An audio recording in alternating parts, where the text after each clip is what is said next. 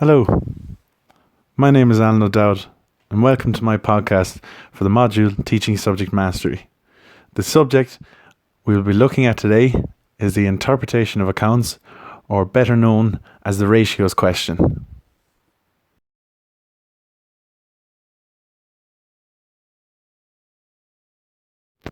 Learning outcomes. At the end of this podcast, students will have an understanding of the interpretation accounts. We will look at why we do accounts and what these ratios interpret. We will also know the importance of this topic and the layout in the exam.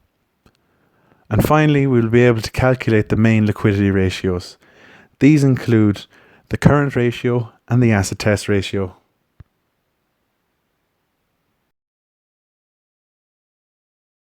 Rationale for chosen topic. The interpretation of accounts or ratios question has appeared as question 5 on the Leave Cert exam every year to date. This is why I have chosen this topic. It is one that students know is guaranteed on the paper and one that they can master quite quickly. It also gives them huge confidence at the lead up to the exams, particularly if you are also comfortable in answering question 1 on the paper. These two questions between them total more than half the marks of the whole exam, so getting to grips with them will bring huge gains. So why do we prepare accounts? Well, essentially we prepare accounts to ascertain the profits or losses of a company. This is done by the accounts department taking record of all incomes and expenditures throughout the financial year. We also prepare accounts to measure the company's performance. These are calculated through the ratios. We will look at 2 in particular in a few moments. But we also prepare accounts for other people, such as our shareholders, our employees, and the Revenue Commissioner. We prepare accounts for our shareholders to see where their money is being invested.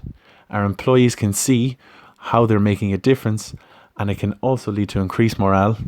And the Revenue Commissioner requires the accounts by law. The ratios question in the exam is split into 3 main parts. Part A, where you're asked to calculate 5 to 6 specific ratios. Part B, where you can use your own choice of ratios to answer a particular question. And C, where you're asked a theory question which relates to the interpretation of accounts. Part A is pretty straightforward in that there's not much room for confusion. You simply need to know all the relevant ratios and then practice using them until you can do each one without needing to look it up. On the day of the exam, you need to work out each ratio correctly and make sure to add the correct units. What I mean by this, if the answer is in a percentage, make sure you have a percentage sign, and if it's money, make sure you have a euro sign. In Part B, we are asked to answer a question and to use whatever ratios we want in order to back up this view. There are 3 pretty standard questions that they ask. The good news is that the answers to each of these questions are remarkably similar, so we definitely don't need to learn 3 totally different things. To be ready for whichever option comes up, therefore, we need to be comfortable working out and explaining 5 or 6 of the most important ratios. The most important areas to cover in our answer are profitability, liquidity, which we will look at in a few moments, gearing, dividend policy, industry, and share price.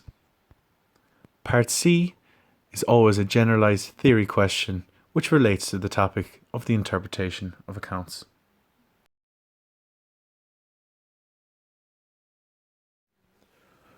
We will now look at the ratios that come under the heading of liquidity.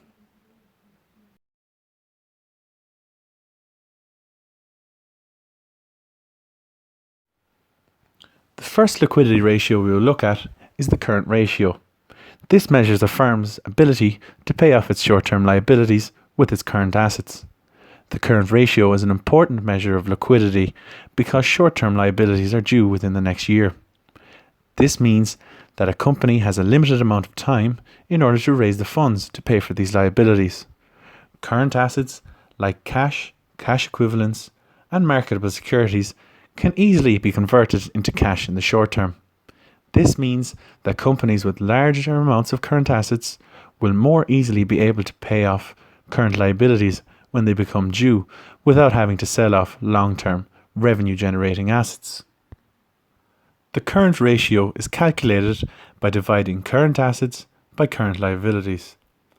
This ratio is stated in numeric format rather than in decimal format. The current ratio helps investors and creditors understand the liquidity of a company and how easily that company will be able to pay off its current liabilities. This ratio expresses a firm's current debt in terms of current assets. We generally look for a current ratio of 2:1. So a current ratio of 4 would mean that a company has 4 times more current assets than current liabilities. The current ratio also sheds light on the overall debt burden of the company. If a company is weighted down with a current debt, its cash flow will suffer.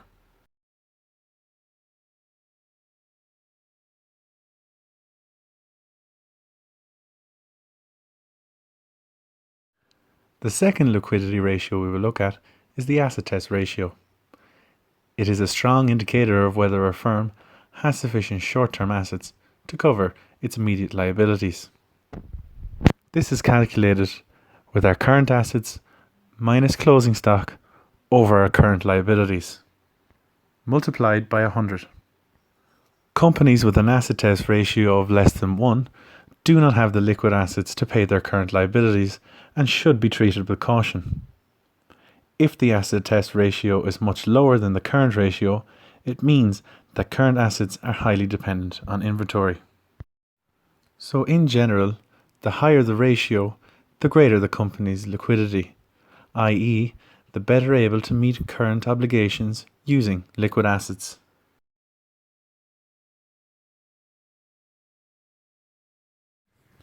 There are many cross-curricular links, and here are some examples. In relation to business studies, there is also a ratios question on the paper. We must use many of the ratios that we see in the interpretation of accounts question in accountancy to answer this question. In relation to mathematics, we must add, subtract, divide, and multiply to calculate our ratios. And in relation to English, the use of good English to justify your answer in Part B, but also to answer the theory section in Part C.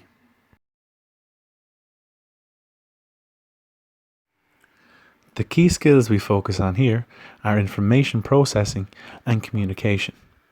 There is a lot of information given in the interpretation of accounts question, and this helps students learn in an information-intense environment. In relation to communication, it helps students to become better communicators in the classroom. The better the communication in the classroom, the more productive the learning becomes.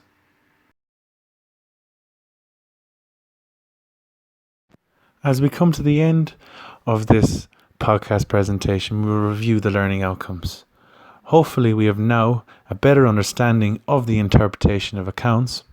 We know the importance of this topic and the layout in the exam, and we are also able to calculate the main liquidity ratios.